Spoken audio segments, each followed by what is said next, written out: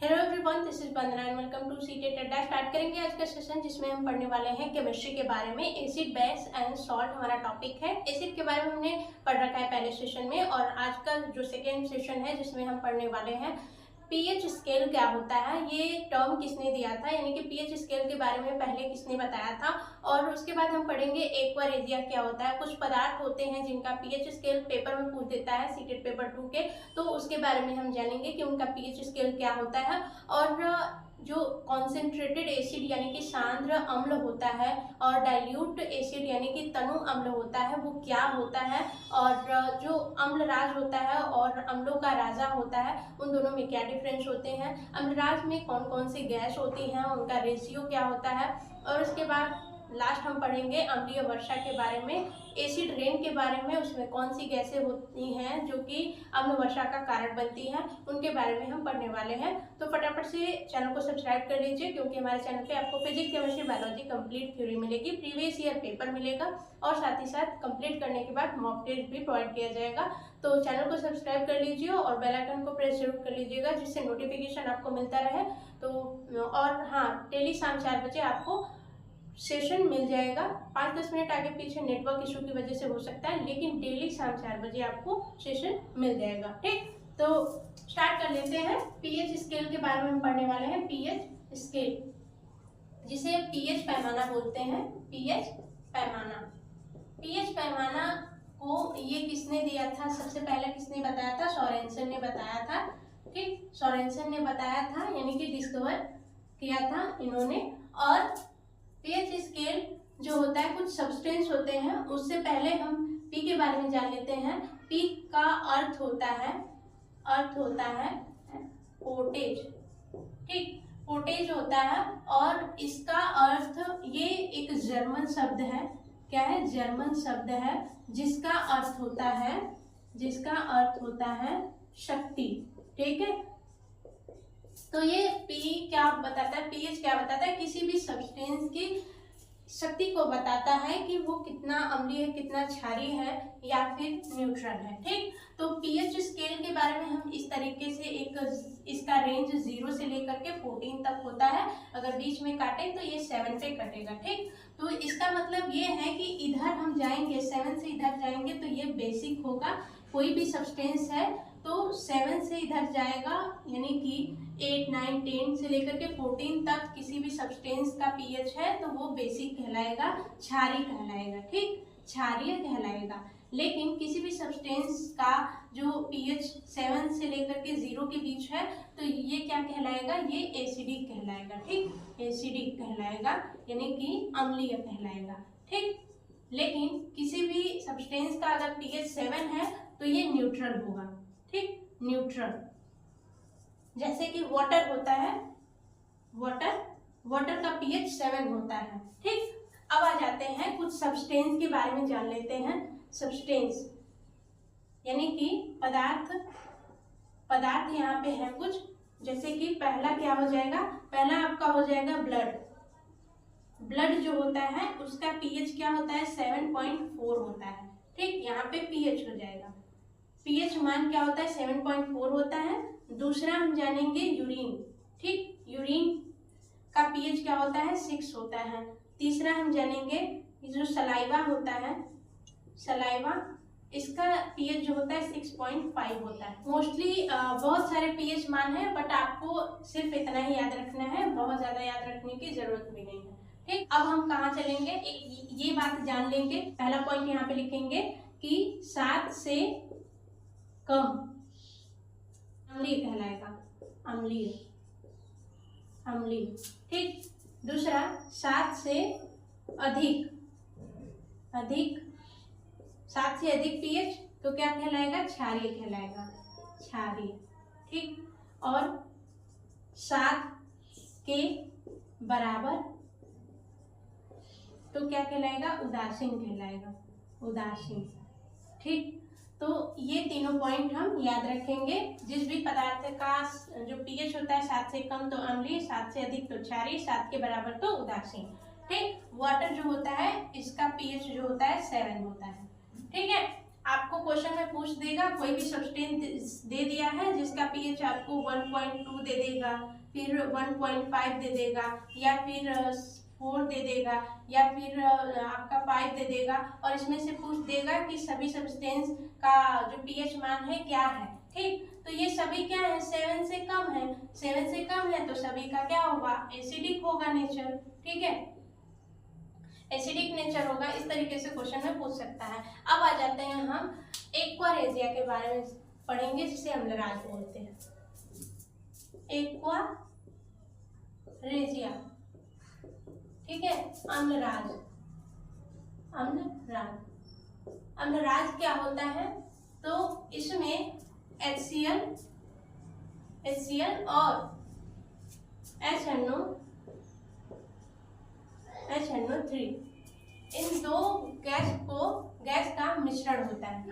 अब हाइड्रोक्लोरिक अम्ल और नाइट्रिक अम्ल का रेशियो क्या होता है, तो इसका रेशियो होता है 3 और 1 का। अब क्वेश्चन में अगर आपको पूछ देगा और आपको याद नहीं है, तो हमें इतना पता है कि दो गैसों का मिश्रण होता है, हाइड्रोक्लोरिक अम्ल और नाइट्रिक अम्ल। इसे बोलते हैं हाइड्रोक्लोरिक, इसे बोलते हैं नाइट्रिक अम्ल। ठीक, हाइड्रोक्लोरिक अम्ल और नाइट्रिक अम्ल।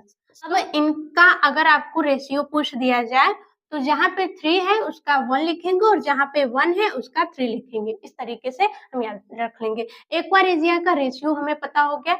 यूज कहाँ होता है, इसका उपयोग कहाँ होता है, तो इसका उपयोग होता है धातु को घोलने में यूज होता है, और दूसरा स्वर्णकारों द्वारा यूज किया जाता है। स्वर्णकार द्वारा यूज होता है। ठीक है, जो जैसे कि सोना है Au, ठीक, गोल्ड जिसे बोलते हैं, गोल्ड को अगर इसमें गोल्ड रिएक्ट नहीं करता है, किसी भी धातु से रिएक्ट नहीं करता है, जैसे कि कॉपर हो गया और आपका आयरन हो गया, जंग लग जाता है, लेकिन गोल्ड हमेशा ऐसे ही चमकता रहता है। तो ये रिएक्ट नहीं करता है जल्दी, लेकिन इसमें घोल देते हैं, जब एक्वारेजिया में इसे घोल देते हैं तो इसका पता भी नहीं चलता है। ठीक, घुल जाता है। स्वर्णकार द्वारा यूज किया जाता है, जैसे कि जब गोल्ड पहना जाता है तो वो धीरे-धीरे वो क्या हो जाता है, गंदा हो जाता है, तो उसको साफ करने के लिए स्वर्णकार किसका यूज करते हैं, एक्वारेजिया का यूज करते हैं। ठीक, अब यहाँ पे ये बात तो समझ में आ गई। जैसे लैब है, लैब में क्या रखा है, प्योर एसिड रखा है, प्योर एसिड, उसमें कुछ भी मिक्स नहीं है, कोई भी वाटर एनीथिंग कुछ भी मिक्स नहीं है, प्योर एसिड रखा हुआ है। तो इस प्योर एसिड को ही क्या बोलेंगे, कॉन्सेंट्रेटेड एसिड बोलेंगे, ट्रेटेड एसिड बोलेंगे। ठीक है, सांद्र अम्ल, ठीक, सांद्र अम्ल। अब इस प्योर एसिड में हम क्या ऐड करेंगे, वाटर यूज कर दिया हमने, कुछ वाटर क्या कर दिया, ऐड कर दिया। तो ये वाटर जैसे ही ऐड होगा इसमें, तो क्या बन जाएगा, डाइल्यूट एसिड बन जाएगा। डाइल्यूट एसिड यानी कि तनु अम्ल बन जाएगा। लेकिन यहाँ पे अगर क्वेश्चन में आपको पूछ दिया जाए कि एसिड में क्या करेंगे, वाटर मिलाएंगे, वाटर ऐड करेंगे, या फिर वाटर में एसिड ऐड करेंगे, क्या करेंगे, इन दोनों में से कौन सा सही होगा। तो एक बार सोचिए, और यहाँ पे हम जैसे ही हम इसमें एसिड में वाटर मिलाएंगे, तो यहाँ पे हीट रिलीज होगा, बहुत ही ज्यादा मात्रा में हीट रिलीज होगा, जिसे हम एक्सोथर्मिक रिएक्शन बोलते हैं, ठीक, एक्सोथर्मिक रिएक्शन इसलिए बोलते हैं, एक्सो मतलब निकलना और थर्मिक मतलब हीट। ठीक है, तो हीट बहुत मात्रा में निकलती है। यहाँ पे कौन सा सही होगा, यहाँ पे सही होगा कि वाटर में क्या ऐड करेंगे, एसिड ऐड करेंगे, एसिड में वाटर ऐड नहीं करेंगे। अगर हम एसिड में वाटर ऐड करते हैं तो बहुत अधिक मात्रा में क्या होगा, हीट उत्पन्न होगा, अधिक मात्रा में हीट रिलीज होगा जो कि खतरनाक होगा, जल सकते हैं, हमारी स्किन खराब हो सकती है। तो ये काम नहीं करेंगे कि हम एसिड में वाटर मिला रहे हैं। क्या करेंगे, वाटर में एसिड मिलाएंगे। जैसे हमने एक बीकर लिया, यहाँ पे वाटर ले लिया और वाटर में धीरे धीरे करके आपने क्या किया, एक परख नली से आपने धीरे धीरे एसिड एक बूंद करके इस तरीके से गिराया, ठीक है, फिर 2 बूंद गिराया। तो ऐसे करके हम क्या करेंगे, जो कॉन्सेंट्रेटेड एसिड होता है उससे तनु अम्ल बनाएंगे, डाइल्यूट एसिड बनाएंगे, ठीक है। एसिड रेन अम्लीय वर्षा, ठीक।